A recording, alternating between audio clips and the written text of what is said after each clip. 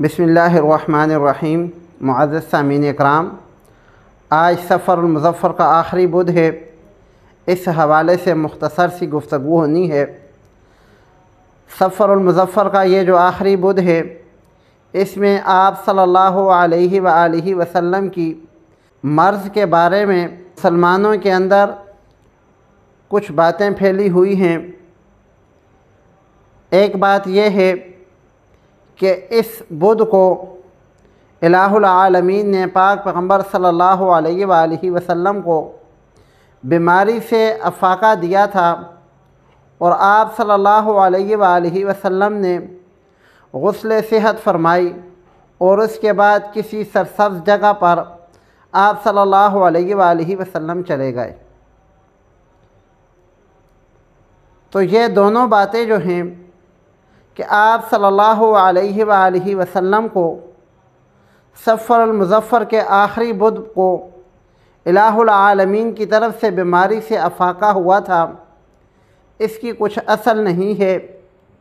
اور پھر دوسری بات جو ہے کہ آپ صلی اللہ علیہ وآلہ وسلم کسی سرسبز جگہ پہ گئے، یہ دونوں باتیں بے اصل ہیں، بلکہ اصل بات یہ ہے کہ آپ صلی اللہ علیہ وآلہ وسلم حجرہ میمونہ میں آرام فرما رہے تھے۔ آپ صلی اللہ علیہ وآلہ وسلم آدھی رات کو اٹھے، اپنے غلام کو اٹھایا اور یہ فرمانے لگے کہ مجھے حکم ہوا ہے کہ میں قبرستان والوں کے لیے دعا مغفرت کروں۔ چنانچہ آدھی رات کو آپ صلی اللہ علیہ وآلہ وسلم قبرستان گئے۔ وہاں جا کر آپ صلی اللہ علیہ وآلہ وسلم نے ان کے لیے دعائے مغفرت کی، اور واپسی پر آپ صلی اللہ علیہ وآلہ وسلم کی طبیعت ناساز ہو گئی۔ آپ صلی اللہ علیہ وآلہ وسلم کو بخار شروع ہو گیا۔ پھر اسی بخار میں الہ العالمین نے پاک پیغمبر صلی اللہ علیہ وآلہ وسلم کو اپنے پاس بلا لیا۔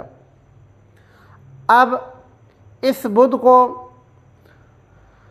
ہمارے جو بر صغیر کے عوام الناس ہیں، ان میں مختلف قسم کے رواج پائے جاتے ہیں۔ یاد رکھیں، یہ سفر المظفر کا آخری بدھ بالکل جیسے عام بدھ ہیں انہی کی طرح ہے۔ اس میں نہ کوئی روزے کا، نہ کوئی صدقے کا، نہ کسی خیرات کا، نہ کسی خاص قسم کے کھانے کا، کسی قسم کا علیحدہ سے کوئی حکم بھی شریعت کے اندر موجود نہیں ہے۔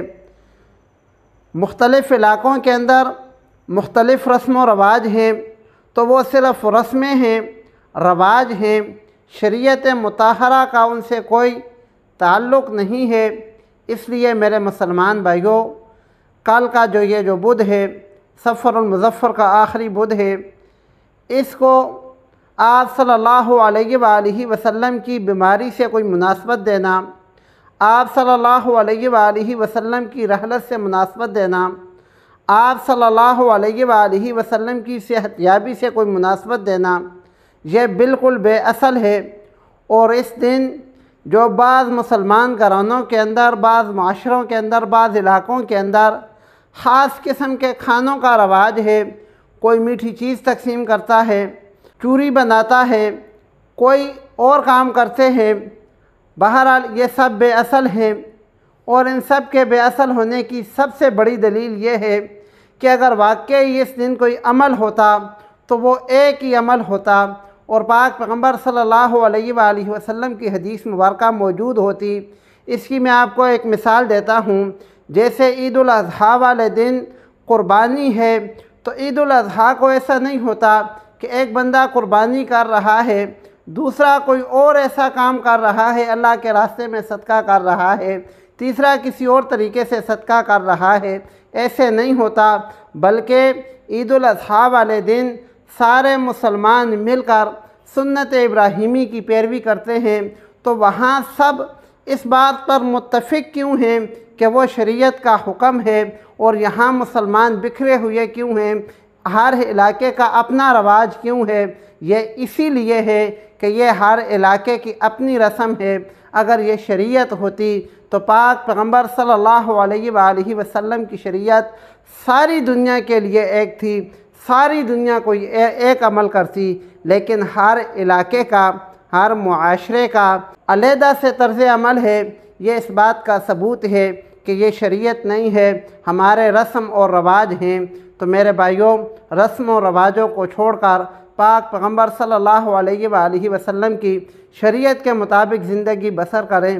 الہ العالمین ہم سب کو آپ صلی اللہ علیہ وآلہ وسلم کی سنت کا تابع بنائے اور آپ صلی اللہ علیہ وآلہ وسلم کے طریقوں کے مطابق زندگی گزارنے کی توفیق عطا فرمائے۔ آمین۔